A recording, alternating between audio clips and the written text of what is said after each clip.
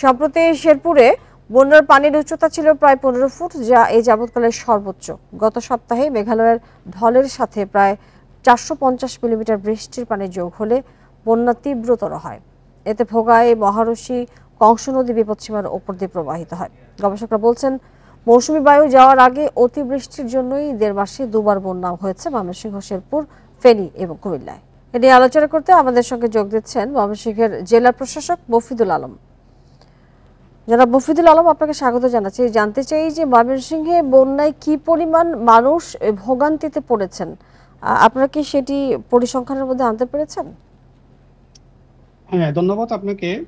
আমরা আপনি জানেন যে ময়মনসিংহ একটা অনেকটা ভারতের সাথে সীমান্ত রয়েছে। ময়মনসিংহ জেলার সাথে ময়মনসিংহ জেলায় বিশেষ করে 3টা নদীতে পানির পরিমাণ বৃদ্ধি পেয়েছে। তার মধ্যে নিতাই নদী, ব্রহ্মপুত্র এবং কংস নদী।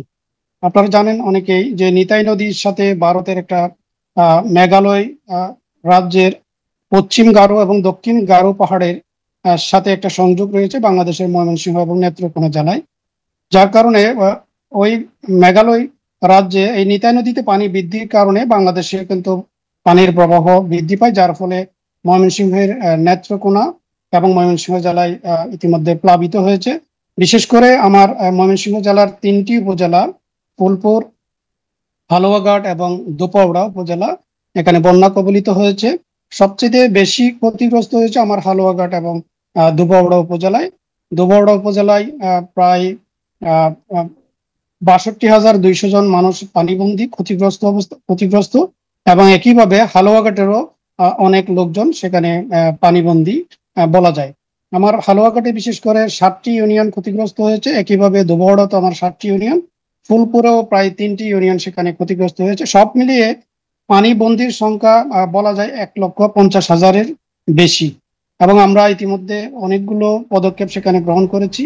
আমরা আশ্রয় কেন্দ্র খুলেছি, সেখানে 1000 আশ্রয় কেন্দ্রগুলোতে প্রায় 1336 জন মতো লোকজন সেখানে ইতিমধ্যে আশ্রয় নিচ্ছে আমাদের আশ্রয় কেন্দ্রগুলো এবং উপজেলা সদরে যে সমস্ত স্কুল গুলো রয়েছে। মফিদুল আলম, আশ্রয় কেন্দ্রগুলো কি প্রস্তুত কিনা এবং ত্রাণের কথা জানতে চাই যে পর্যাপ্ত ত্রাণ সুবিধা তারা পাচ্ছেন কিনা? আমরা দেখি যে বন্যার সময় আসলে পৌঁছতে সমস্যা হয় এবং ত্রাণ অনেকেই পান না। এই ধরনের আমরা দেখেছি যখন নোয়াখালী ফেনীতে বন্যা হয়েছে। ইতিমধ্যে সবগুলো আশ্রয় কেন্দ্রে আমরা সেখানে পর্যাপ্ত পরিমাণ শুকনা খাবার এবং সেখানে খিচুড়ি আমরা সেখানে বিতরণ করেছি। আমরা জানেন যে আমরা ইতিমধ্যে চালও বিতরণ করা শুরু করেছি এবং প্রায় প্রত্যেকটা আশ্রয় কেন্দ্রে আমরা পর্যাপ্ত পরিমাণ খাবার সেখানে সংগ্রহ করেছি। সেনাবাহিনী তাদের নিজস্ব ক্যাপাসিটিতে তারা সেখানে আপনার খাবার বিতরণ করছে। বৈষম্য বিরোধী ছাত্র আন্দোলনের নেতৃবৃন্দ তারা গিয়েছে। এছাড়া আপনার বিভিন্ন এনজিও সংস্থা সহ আরো অন্যান্য যারা রয়েছেন তারাও কিন্তু সেখানে বিভিন্ন ধরনের খাবার বিতরণ করছেন। অতএব খাবারের কোনো সমস্যা নেই, আমরা সবাইকে খাবার দিতে সক্ষম হয়েছি। জি, এখন যে আসলে পানির যে পরিস্থিতি, পানি কবে নাগাদ নামতে পারে সেই বিষয়ে কোনো ধারণা কি আপনাদের আছে? অর্থাৎ কোন ধরনের পানি আজকে বিকেলের দিকে আপনার সর্বশেষ যে খবর সেটা হচ্ছে পানি আস্তে আস্তে কমা শুরু হয়েছে, তবে আরো কিছু সময় লাগতে পারে বলে আমার মনে হচ্ছে। যেমন হালুয়াঘাটে 3টি ইউনিয়নে এখন পানির পরিমাণ অনেকটুকু কমে গিয়েছে, একইভাবে দোবড়াতেও পরিস্থিতি একটু স্বাভাবিক হতে যাচ্ছে। জি, মফিদুল আলম, আপনাকে অনেক ধন্যবাদ আমাদের সাথে যুক্ত হয়ে এ বিষয়ে কথা বলার জন্য।